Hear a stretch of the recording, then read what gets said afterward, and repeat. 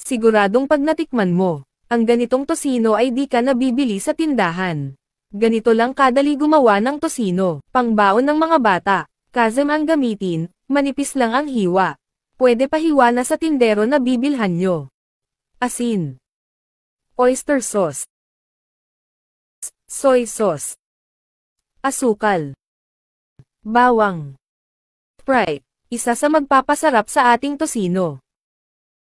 Haluin ng mabuti.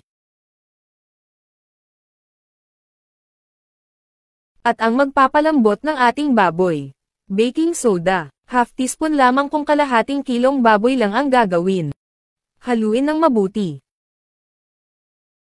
Ilipat sa isang lalagyan na may takip. Kung maraming gagawin mabuti damihan ang lalagyan.